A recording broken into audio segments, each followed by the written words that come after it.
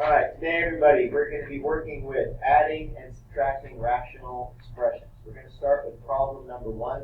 We're going to focus on a concept called LCM. LCM, yeah, least common multiple. So right now, we're going to review what a least common multiple is. So right now, I'd like you guys just to give me a number 6 and a number 8. And we're going to find multiples of 6 and multiples of 8. Right now, I'm going to do 6. 12, 18, 24, 8, 16, 24. You guys might remember doing this back in elementary school, where you were first learning least common multiples. And the least common multiple between the number 6 and the number 8 is a 24. And how do we use least common multiples? We use them when we're dealing with adding fractions with unlike denominators. So what if I had a 1 over a 6 plus a 1 over an 8? What we would have to do is we'd have to multiply this side by a number and this side by a number, and we're going to get to the number what? We're going to get to 24 in the denominator. So what would number I would have to multiply 6 by to get to? 4. So put 4. 4. Alright? And then on this one, what would I have to multiply both the numerator and denominator? 3. Good. So you would be left with a 4 over a 24 plus 3 over a 24. And you would get the final answer of 7 over 24, which would be your answer if you were to add 1/6 plus 1/8. That would be your final answer. We're going to be doing that not with numbers, we're going to be doing it with variables. Okay? How do you do it when you have expressions with x squared y, xy cubed? How do we find the least common multiple? So right now, what I'd like us to do, we're going to show you the y, and then we'll show you the shortcut. All right? So right now, we're going to start with, what if we had a situation where I had 1 over x squared y plus 1 over xy cubed. So if I had a situation where I was trying to add these rational expressions together, we would have to find a what? We'd have to find a common denominator. So once again, I would have to multiply the numerator and the denominator by certain values. This denominator has an x squared. This denominator has an x to the first. This has an exponent of 2. That has an exponent of 1. So this actually needs another 1 in order for them to match. So x times x would get me that x squared that I need. So on this one, I'm going to have to multiply both the numerator and the denominator by an x in order for the x's to match. For this to be an x squared and for this to be an x squared. Now this has a y cubed. This has y to the first.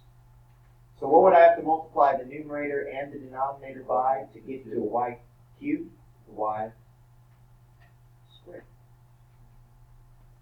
Now, in the numerator, I get a y squared over, and in the denominator, I get x squared y cubed plus. In this numerator, I get 1 times x, which is x. And in this denominator, I also get an x squared y cubed. Does everybody see right here how these are now a common denominator? Now, everybody, the common denominator right here is actually the least common denominator, and we get the least common denominator by getting the LCM. Our LCM in this problem is x squared y cubed. That is our least common multiple for problem number 1. Now, if I actually had to add these together, let me tell you what the final answer would be for your journal. The final answer for this problem would actually be a y squared plus an x all over x squared y cubed. You could also rearrange it. You could put the x up front and the y squared in the back if you wanted to. All right? So right here, this would be your final answer if I asked you to add a 1 over x squared y plus 1 over x y cubed. This would be your final simplified answer. On problem 1 through 9, all I'm asking you to do is find the least common multiple between certain factors. Now, here's the shortcut. Put a little star here, you can put this in your journal. Look for the greatest degree of your exponent, or your variable, the greatest degree of variable. The degree deals with the exponent. Everybody see the greatest degree is a 2 that goes with your x's, and the greatest degree right here is a 3. So your LCM would equal x squared y cubed. So that's all you would have to do. Now, just to reinforce this shortcut, I'm going to go over here to this guy. I'm going to look for the greatest degree of the variable a. What's the greatest degree? 2. Put it right there.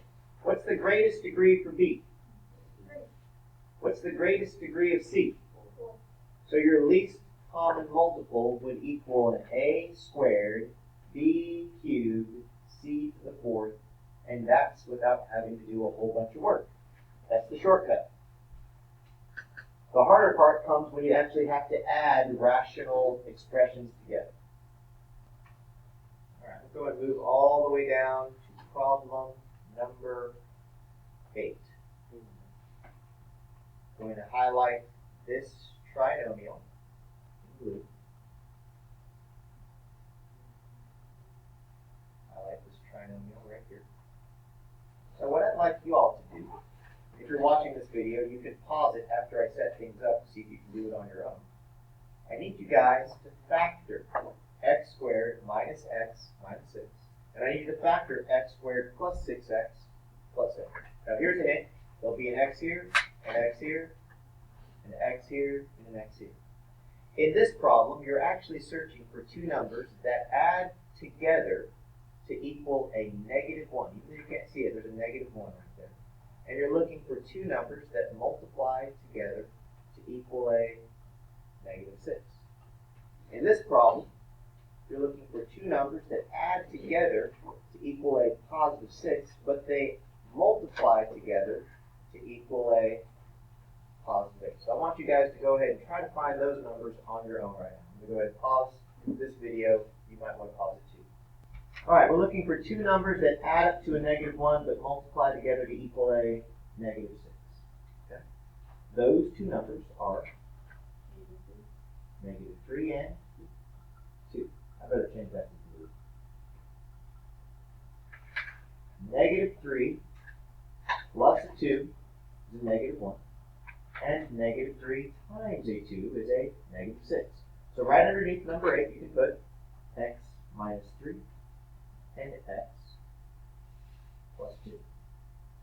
These multiply together, if you use the FOIL method, will get you all the way back to this trinomial.